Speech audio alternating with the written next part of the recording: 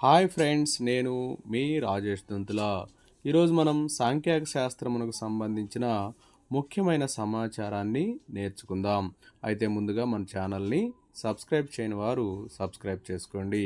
అలాగే నా వీడియోస్ని లైక్ చేసి ఎక్కువ మందికి రీచ్ అయ్యేలా మీ సహాయాన్ని అందించండి. సాంఖ్యక శాస్త్ర పితామహుడు సర్ రోనాల్డ్ ఆయిలర్ ఫిషర్. సాంఖ్యక శాస్త్ర పితామహుడు సర్ రోనాల్డ్ ఆయిలర్ ఫిషర్. ఈయన ఆంగ్ల సాంఖ్యక శాస్త్రవేత్త. అయితే భారతీయ సాంఖ్యక శాస్త్ర పితామహుడని పిసి మహలనోబిస్ని చెప్పుకుంటారు. పిసి మహలనోబిస్ అని ఆయన భారతీయ సాంఖ్యక శాస్త్ర పితామహుడు. సాంఖ్యక శాస్త్రాన్ని ఆంగ్లంలో స్టాటిస్టిక్స్ అంటారు. దీని ఏకవచన అర్థం సాంఖ్యక శాస్త్రం, బహువచన అర్థం సాంఖ్యకాలు. బహువచన అర్థము సాంఖ్యకాలు. ఇక ఇందులో ప్రధానంగా సాంఖ్యకాలు లేదా డేటా అంటే ఏంటంటే దత్తాంశ సేకరణ, విశ్లేషణ, వివరణలకు ఉపయోగపడే గణిత శాస్త్ర విభాగం అన్నమాట. సాంఖ్యక శాస్త్రం అనేది దత్తాంశ సేకరణ, విశ్లేషణ, వివరణలకు ఉపయోగపడే గణిత శాస్త్ర విభాగం. అయితే ఈ సాంఖ్యక శాస్త్రం స్టాటిస్టిక్స్ అనేటువంటి పదానికి మూలమేంటి? సాంఖ్యక శాస్త్రం స్టాటిస్టిక్స్ అనేటువంటి పదానికి మూలాలు కానీ మనం చూసినట్లయితే ఇది స్టాటస్ అనేటువంటి లాటిన్ పదం నుంచి వచ్చిందని, స్టాటిస్టా అనేటువంటి ఇటాలియన్ పదం నుంచి వచ్చిందని, ఇక్కడ స్టాటిస్టా అయితే స్టాటా అని పడింది, గమనించగలరు. అలాగే స్టాటిస్టిక్ అనేటువంటి గ్రీకు పదం నుంచి ఇది రావటం జరిగింది. వీటన్నిటి యొక్క అర్థం ఏంటంటే రాజ్యము అని చెప్పి అర్థం. వీటి అర్థాలు ఆ భాషల్లో లాటిన్ భాషలైనా, ఇటాలియన్ భాషలైనా, గ్రీకు భాషలైనా స్టాటస్ అన్నా, స్టాటిస్టా అన్నా, స్టాటిస్టిక్ అన్నా రాజ్యము అని చెప్పి అర్థాన్ని ఇస్తాయి. అయితే ఇందాక మనం చెప్పుకున్నాం సాంఖ్యక శాస్త్ర నిర్వచనంలో దత్తాంశ సేకరణ, విశ్లేషణ, వివరణలకు ఉపయోగపడే గణిత శాస్త్ర విభాగమని. అయితే ఈ దత్తాంశ సేకరణ ఏ విధంగా ఉంటుందంటే 2 రూపాల్లో ఉంటుంది. ఒకటి ప్రాథమిక దత్తాంశము, రెండోది వచ్చేసి గౌణ దత్తాంశము. ప్రాథమిక దత్తాంశం అంటే మొదటిసారిగా లేదా ప్రాథమిక దత్తాంశం అనేది మొదటిసారిగా లేదా నేరుగా సేకరించబడిన దత్తాంశం. డైరెక్ట్గా ఒక తరగతి గదిలో విద్యార్థులకు యొక్క ఎత్తుల్ని మనం గణించేటప్పుడు ప్రతి ఒక్క విద్యార్థి యొక్క ఎత్తులను కొలిచి సేకరించడాన్ని దాన్ని ప్రాథమిక దత్తాంశంగా చెప్పుకుంటాం. ఇక గౌణ దత్తాంశం అంటే మొదటిసారి కాకుండా ఇతరుల నుండి లేదా ఇతరాల నుండి సేకరించబడిన దత్తాంశం. ఆల్రెడీ సేకరించినటువంటి దత్తాంశంలో అంటే ప్రాథమిక దత్తాంశం నుంచి మనము ఒక 5 అడుగులు అంతకంటే ఎక్కువ ఎత్తున్నవారు ఎంతమంది ఉన్నారు, లేదా 4-5 అడుగుల మధ్యలో ఎంతమంది ఉన్నారు, 6 అడుగుల కంటే ఎక్కువ ఎంతమంది ఉన్నారు, ఇలా ఉన్న సమాచారం నుంచి మనం గ్రహించి రాసేదాన్ని గౌణ దత్తాంశం అని చెప్పి అంటాం. ఇక దత్తాంశ వర్గీకరణ. దత్తాంశ వర్గీకరణ అంటే ఇందులో వర్ణనాత్మక వర్గీకరణ ఉంటుంది. ఇందులో వర్ణనాత్మక వర్గీకరణ అంటే భౌతిక స్వాభావిక లక్షణాలను బట్టి చేసే వర్గీకరణ అన్నమాట. భౌతిక స్వాభావిక లక్షణాలను బట్టి చేసే వర్గీకరణను ఏమంటారంటే వర్ణనాత్మక వర్గీకరణ అంటారు. ఈ వర్ణనాత్మక వర్గీకరణ అనేది ఉదాహరణగా చూసినట్లయితే జనాభాలో స్త్రీలు, పురుషులు, ట్రాన్స్జెండర్ అని చూసినట్లయితే స్త్రీలు అవివాహితులు ఎంతమంది, వివాహితులు ఎంతమంది, అలాగే పురుషులు కూడా అవివాహితులు ఎంతమంది, వివాహితులు ఎంతమంది, ట్రాన్స్జెండర్లో కూడా అవివాహితులు ఎంతమంది, వివాహితులు ఎంతమంది అనేది మనం సేకరించటం అన్నమాట. నెక్స్ట్ పరిమాణాత్మక వర్గీకరణ అంటే దత్తాంశము సంఖ్యారూపంలో ఉన్నప్పుడు చేసే వర్గీకరణని పరిమాణాత్మక వర్గీకరణ అంటారు. ఇది 3 రకాలుగా ఉంటుంది. ఆ 3 రకాలు ఏంటో ఇప్పుడు తెలుసుకుందాం. పరిమాణాత్మక దత్తాంశంలోని 3 రకాలు వ్యక్తిగత శ్రేణులు, అలాగే విచ్ఛిన్న శ్రేణులు, అవిచ్ఛిన్న శ్రేణులు. వ్యక్తిగత శ్రేణులు అంటే ఒక అంశాన్ని విడివిడిగా చూపేవి, అంటే ముడి దత్తాంశాన్ని వ్యక్తిగత శ్రేణులు అని చెప్పి చెప్తాం అన్నమాట. ఇక విచ్ఛిన్న శ్రేణులు అంటే శ్రేణిలో చలరాశి ఎన్నిసార్లు వస్తుందో ఆ సంఖ్యని పౌనపున్యం అంటాం. ఈ చలరాశిని దాని పౌనపున్యంతో పట్టిక రూపంలో చూపించేవి అవి విచ్ఛిన్న శ్రేణులు అనమాట. దీన్నే అవర్గీకృత దత్తాంశము అని చెప్పి అంటాం. ఇక మూడోది వచ్చేసి అవిచ్ఛిన్న శ్రేణులు. అంశాలను తరగతులుగా వాటి పౌనపున్యంతో చూపేవే వర్గీకృత దత్తాంశం. ఈ పట్టికల్ని పౌనపున్య విభాజనం అని చెప్పి అంటాం. అవిచ్ఛిన్న శ్రేణులు అనేవి వర్గీకృత దత్తాంశానికి సంబంధించినవి. విచ్ఛిన్న శ్రేణులు అనేవి అవర్గీకృత దత్తాంశానికి సంబంధించినవి. వ్యక్తిగత శ్రేణులు అనేవి ముడి దత్తాంశమునకు సంబంధించినవి గమనించగలరు. నెక్స్ట్ వన్, వర్గీకృత దత్తాంశానికి సంబంధించిన పౌనపున్య విభాజనాలు 2 రకాలు. ఒకటి విలీన తరగతులు గల పౌనపున్య విభాజనము, రెండోది మినహాయింపు తరగతులు గల పౌనపున్య విభాజనం. విలీన తరగతులు కానీ మనం చూసినట్లయితే ఇక్కడ ప్రతి తరగతి యొక్క ఎగువ అవధి ఆ తరగతిలో విలీనం చేసినవి. ఇక్కడ 1 to 10 అనేటువంటి తరగతిలో 1 అనేది దిగువ హద్దు అవుతుంది, 10 అనేది ఎగువ అవధి అవుతుంది. చూడండి ఇక్కడ 10, 11 ఈ అవధులు అనేవి తేడాగా ఉన్నాయి గమనించండి. మొదటి తరగతి దాని పక్కనున్న తరగతి పక్క తరగతుల యొక్క ఎగువ అవధి దిగువ అవధుల యొక్క తేడా అనేది ఉంటుందన్నమాట. ఇక్కడ అలా ఉండేవి విలీన తరగతులు అవుతాయి. ఎగువ అవధి పక్కనే ఉన్న తరగతి దిగువ అవధి సమానంగా ఉంటే వాటిని మినహాయింపు తరగతులు అని చెప్పి అంటాం. ప్రతి తరగతి యొక్క ఎగువ అవధి ఆ తరగతి నుంచి మినహాయించే వాటినే మినహాయింపు తరగతులు గల పౌనపున్య విభాజనం అని చెప్పి అంటాం. విలీన తరగతులకి మినహాయింపు తరగతులకి తేడా అది. చూడండి ఇక్కడ 1 to 10, తర్వాతది 11 to 20 ఉంది. కానీ ఇక్కడ చూడండి 0 to 10, 10 to 20, మళ్ళీ ఇక్కడ 20, ఇక్కడ 20. కానీ ఇక్కడ చూడండి అలా లేదు, వేరియేషన్గా ఉంది. దీన్ని మినహాయింపు తరగతులు అంటారు. ఇలా సేమ్గా ఉంటే మినహాయింపు తరగతులు, డిఫరెంట్గా ఉంటే విలీన తరగతులు. ఇక వ్యాప్తి. ఒక దత్తాంశంలోని గరిష్ట విలువ మరియు కనిష్ట విలువల వ్యత్యాసాన్నే వ్యాప్తి అంటాం. అంటే గరిష్ట విలువ మైనస్ కనిష్ట విలువ అనేది వ్యాప్తి అవుతుంది. ఇక తరగతుల సంఖ్యని వ్యాప్తి బై తరగతి అంతరం అనేటువంటి సూత్రాన్ని ఉపయోగించి కనుగొంటాం. ఇక తరగతి అవధులు. ఒక తరగతి యొక్క కనిష్ట విలువ గరిష్ట విలువలు వరుసగా ఆ తరగతి దిగువ ఎగువ అవధులు అవుతాయి. దాన్ని చెప్పాం. 1 to 10 తరగతిలో దిగువ అవధి 1, ఎగువ అవధి 10 అవుతుంది. ఈ చాప్టర్కు సంబంధించినటువంటి ముఖ్యమైన ప్రశ్నలన్నీ కూడా మనకి ప్లేలిస్ట్లో ఒక వీడియోలో చేయబడ్డాయి. సాంఖ్యక శాస్త్రానికి సంబంధించిన ఇంటర్మీడియట్కి సంబంధించినటువంటి అన్ని ప్రశ్నలు కూడా చేయబడ్డాయి. ముందుగానే ఆ వీడియో ప్లేలిస్ట్లో ఉంటుంది, మీరు గమనించగలరు. తరగతి హద్దు. 2 వరుస తరగతుల ఎగువ దిగువ అవధుల సరాసరిని ముందు తరగతి యొక్క ఎగువ హద్దని, దిగువ తరగతి యొక్క దిగువ హద్దని అంటాం. ఫర్ ఎగ్జాంపుల్ 1 to 10, 11 to 20 ఇలా 2 వరుస తరగతులు ఉన్నాయి. అయితే ఇక్కడ ఈ 10 మరియు 11 యొక్క సగటుని అంటే 10 + 11/2 21/2 అంటే 10.5 వస్తుంది. ఈ 10.5 ఇక్కడ కూడా 10.5తో స్టార్ట్ అయింది. ఈ 10.5 అనేది ముందు తరగతి ఎగువ హద్దు అవుతుంది, అలాగే తర్వాత తరగతి యొక్క దిగువ హద్దు అవుతుంది. ఓకేనా? అది నెక్స్ట్ తరగతి మార్కు లేదా మధ్య విలువ. ఒక తరగతి యొక్క అవధుల లేదా హద్దుల సరాసరినే మధ్య విలువ అంటాం. చూడండి 1 to 10 ఈ 1 + 10/2 అంటే 11/2 అంటే 5.5 అనేది తరగతి మార్కు లేదా మధ్య విలువ అవుతుంది. నెక్స్ట్ వన్, తరగతి అంతరము లేదా తరగతి పరిమాణము లేదా తరగతి పొడవు ఎలా ఇచ్చినా కూడా దాన్ని హెచ్గా తీసుకుంటాం. ఇది ఎలా తీసుకుంటామంటే 2 వరుస తరగతుల ఎగువ లేదా దిగువ అవధుల లేదా హద్దుల భేదముగా తీసుకుంటాం. ఫర్ ఎగ్జాంపుల్ 1 to 10, 11 to 20 ఇలా 1 to 10, 11 to 20 ఇలా ఉన్న ఈ 2 వరుస తరగతులు. ఇక్కడ దిగువ అవధుల తేడా 11 - 1 10, 20 - 10 10 ఎగువ అవధుల తేడా. దీన్ని తరగతి అంతరమని లేదా తరగతి పరిమాణమని లేదా తరగతి పొడవని తీసుకుంటాం. ఇక తరగతి మధ్య విలువ ఇందాకనే కనుక్కున్నాం. తరగతి మార్క్ అన్నా మధ్య విలువ అన్నా ఒకటే. ఎగువ దిగువ అవధుల సరాసరిని తరగతి మధ్య విలువ అంటాం. ఇక దిగువ అవధి L, ఎగువ అవధి U అయితే ఇక్కడ యూకి ఫార్ములా ఏంటంటే 2x మైనస్ ఎల్ అనేటువంటి ఫార్ములాని రాస్తాం.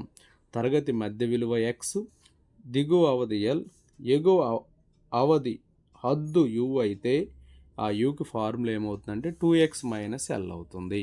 ఇక తరగతి మధ్య విలువ x, తరగతి అంతరం h అయినప్పుడు దిగువ హద్దు L equal to X minus h/2, ఎగువ హద్దు వచ్చేసి u equal to X plus h/2 అవుతుంది. నెక్స్ట్ వన్, దత్తాంశ ప్రదర్శన పటాలు చిత్రాలు. ఇక్కడ పటాలు చిత్రాలు అనేవి 4 రకాలుగా ఉంటాయి.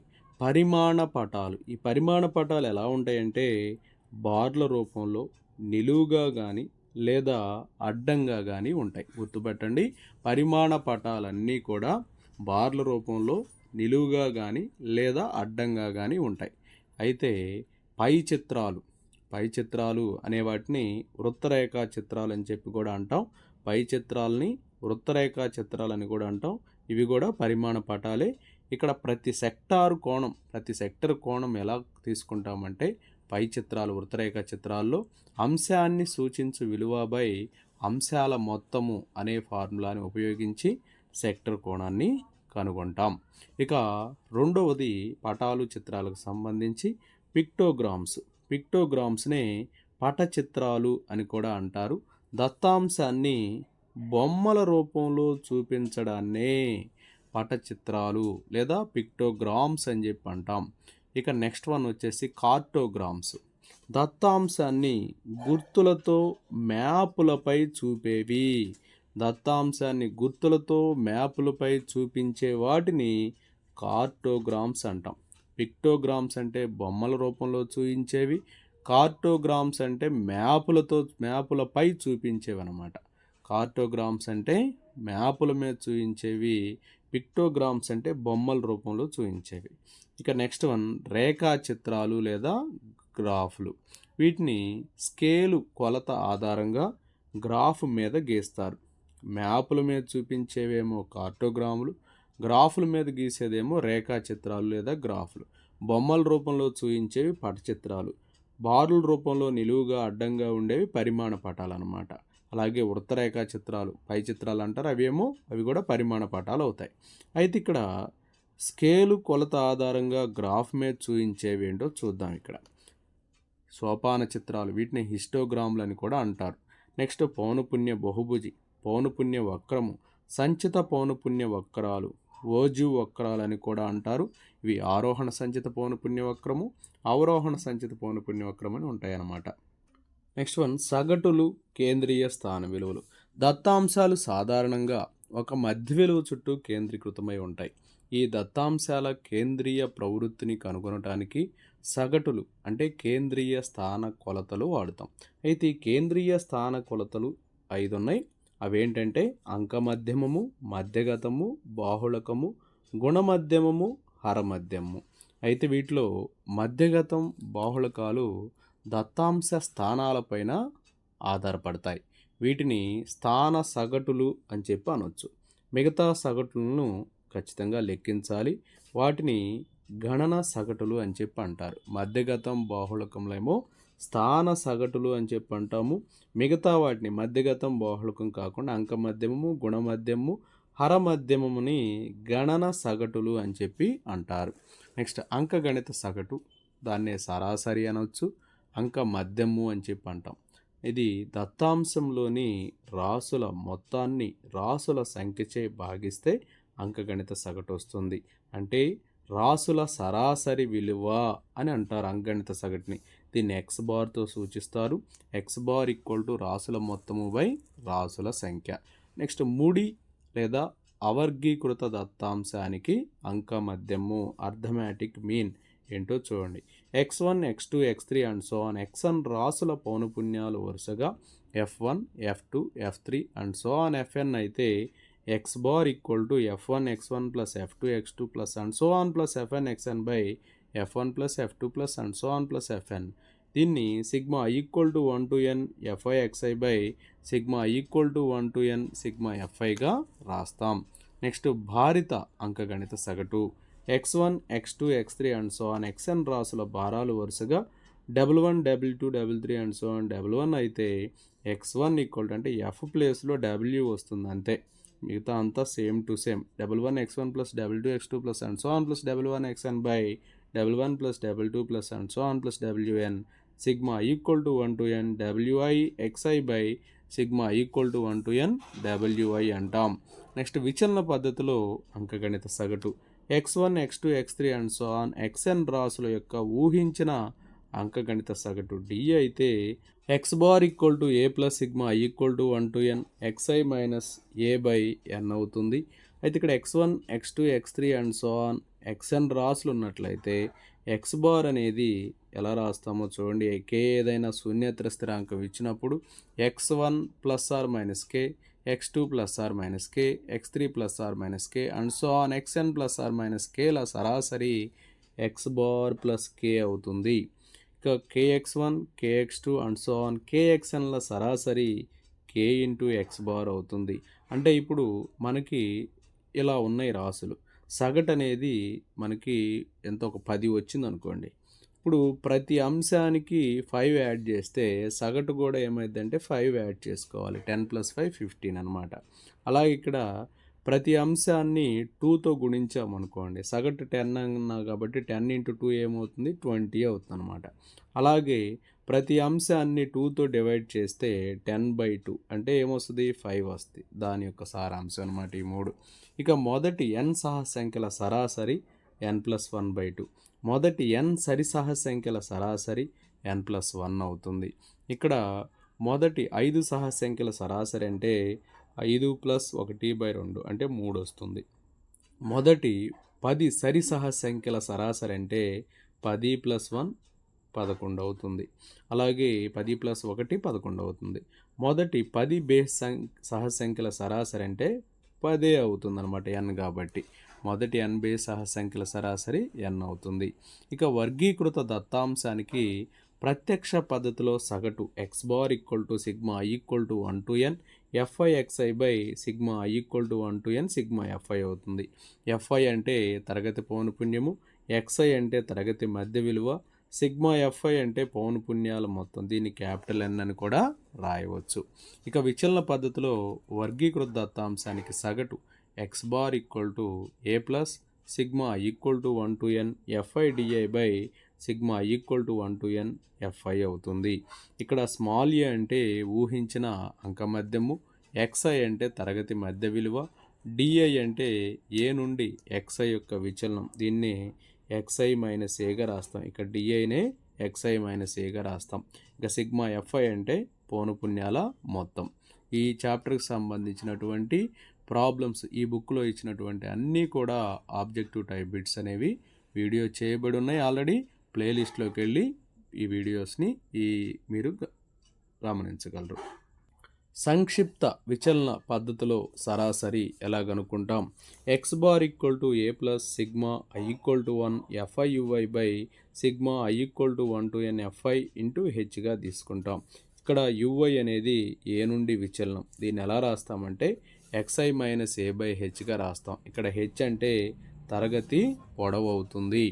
ఇక మధ్యగతం ఒక దత్తాంశంలోని రాసులని ఆరోహణ కానీ లేదా అవరోహణ క్రమంలో కానీ అమర్చి వానిలో ఖచ్చితంగా మధ్యలో ఉన్న రాశినే మధ్యగతంగా మనం చెప్పుకుంటాం. అయితే ఖచ్చితంగా గుర్తుపెట్టుకోండి, మధ్యగతం కనుక్కునేటప్పుడు ఇచ్చిన రాసుల్ని ఆరోహణ లేదా అవరోహణ క్రమంలో రాసుకొని ఆ తర్వాత మధ్యగతాన్ని కనుక్కోవాలి.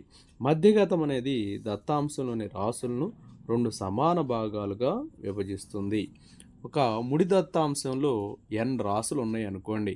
వీటిని ఆరోహణ క్రమంలో కానీ అవరోహణ క్రమంలో కానీ అమర్చినప్పుడు ఈ n విలువ అనేది సరి సంఖ్య అయితే n/2 అవరాశిని n/2 + 1 అవరాశిని యొక్క సరాసరి కనుక్కోవాలి. అంటే దత్తాంశంలో 10 రాసులు ఉన్నాయి అనుకోండి. 10లో సగం ఎంత 5వ రాశి.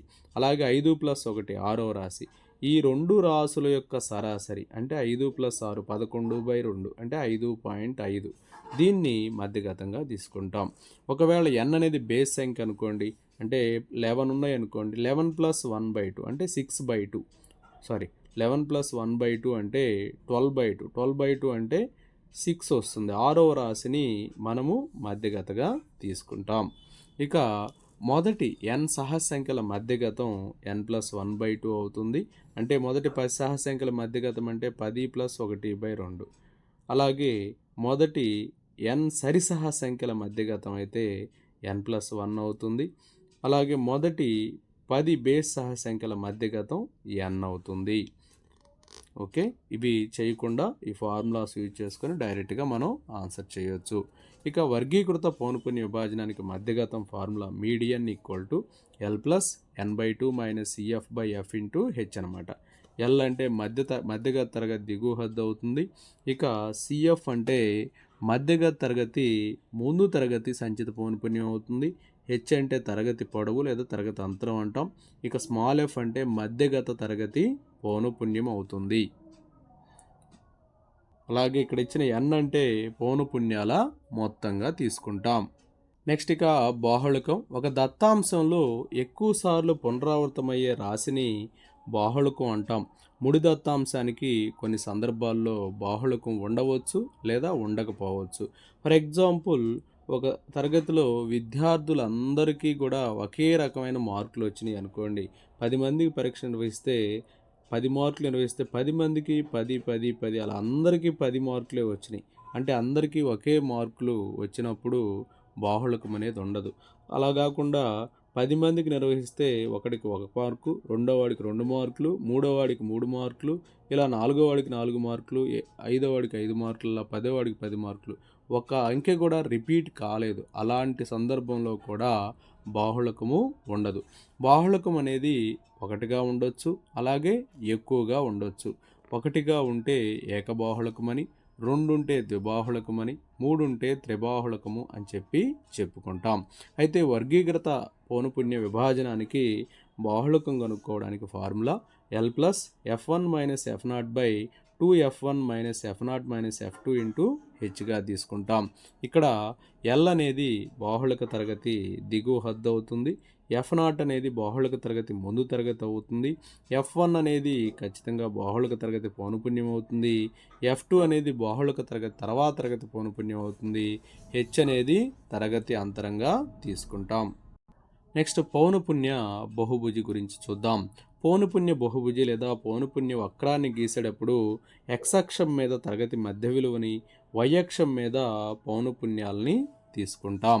ఇక హిస్టోగ్రామ్లో x అక్షంపై తరగతి అంతరాలని, y అక్షం మీద పౌనపున్యాలను తీసుకుంటాం. గమనించండి, పౌనపున్య బహుభుజిలో లేదా పౌనపున్య వక్రంలో తరగతి మధ్య విలువలను x అక్షం మీద, పౌనపున్యాలను y అక్షం మీద తీసుకుంటాం. హిస్టోగ్రామ్లో అయితే తరగతి అంతరాలను x అక్షం మీద, పౌనపున్యాలను y అక్షం మీద తీసుకుంటాం. ఇక ఆరోహణ, అవరోహణ సంచిత పౌనపున్య వక్రాలు ఓజివ్ వక్రాలు అంటారు. ఇవి గీసేటప్పుడు x అక్షం మీద ఎగువ లేదా దిగువ హద్దుల్ని, y అక్షం మీద ఆరోహణ లేదా అవరోహణ సంచిత పౌనపున్యాలను తీసుకుంటాం. ఇక ఓజివ్ వక్రాల ఖండన బిందువు x, y అయితే ఆ దత్తాంశంలోని రాసుల సంఖ్య అంటే అది yకి డబుల్గా ఉన్నప్పుడు మధ్యగతం ఏమవుతుందంటే x అవుతుంది. n = 2yగా ఉన్నప్పుడు మధ్యగతం ఏమవుతుందంటే x అవుతుంది. గమనించండి. ఇక బాహుళకము, మధ్యగతము, అంకమధ్యముల సంబంధం.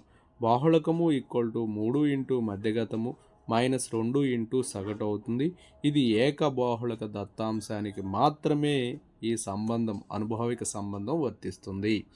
బాహుళకము = 3 × మధ్యగతం -2 × సగటు.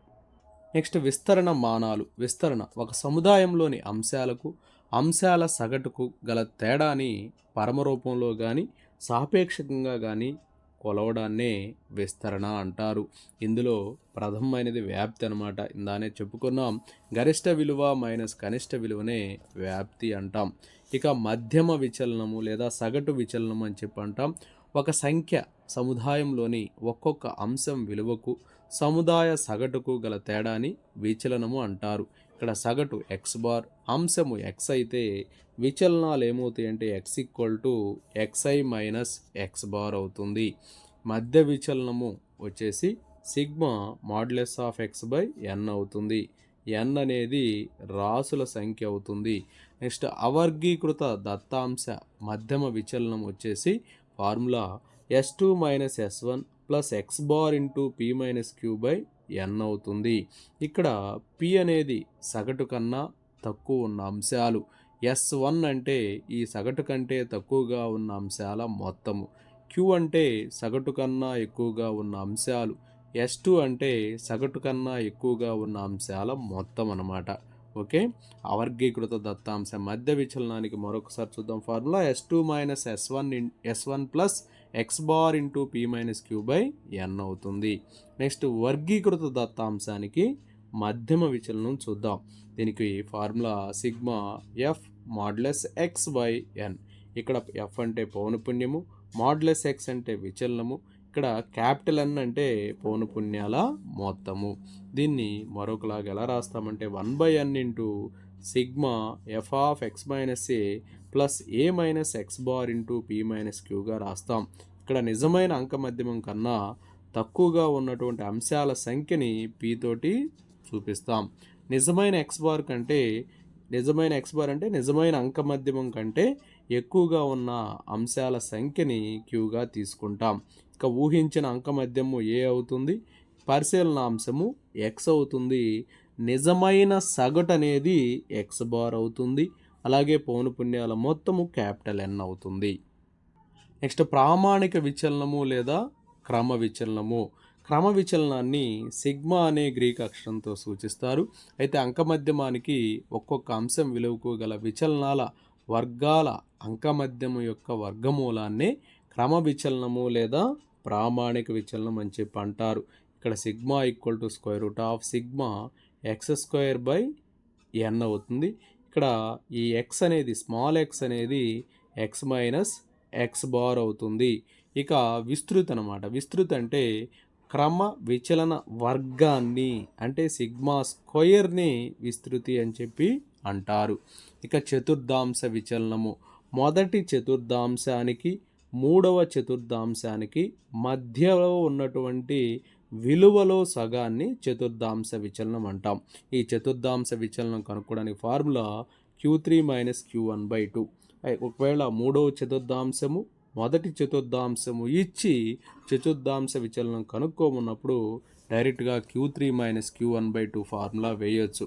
అయితే Q3 అంటే L plus 3n/4 minus CF/F into H అవుతుంది. Q1 అంటే L plus n/4 minus CF/F అవుతుంది. ఇక్కడ మూడో దాంట్లో n యొక్క కోఎఫిషియంట్ 3/4 అవుతుంది, మొదటి దాంట్లో n యొక్క కోఎఫిషియంట్ 1/4 అవుతుంది. అది గమనించగలరు. ఇక విచలనాంకానికి formula V equal to sigma by X bar into 100 అవుతుంది. ఇక్కడ సిగ్మాని క్రమ విచలనమని, ఎక్స్ బార్ని అంక మధ్యం అని చెప్పి చెప్పుకుంటాం. ఈ చాప్టర్లో ఇచ్చినటువంటి ప్రీవియస్ బిట్స్ అన్నీ ఆల్రెడీ వీడియో చేయబడ్డాయి. ప్లేలిస్ట్లోకి వెళ్ళి సాంఖ్యక శాస్త్రం సంబంధించిన వీడియో, స్టాటిస్టిక్స్ సంబంధించినటువంటి వీడియోలో ఉంటాయి, గమనించగలరు. Okay, thank you. Please like and subscribe my YouTube channel. Thank you for watching.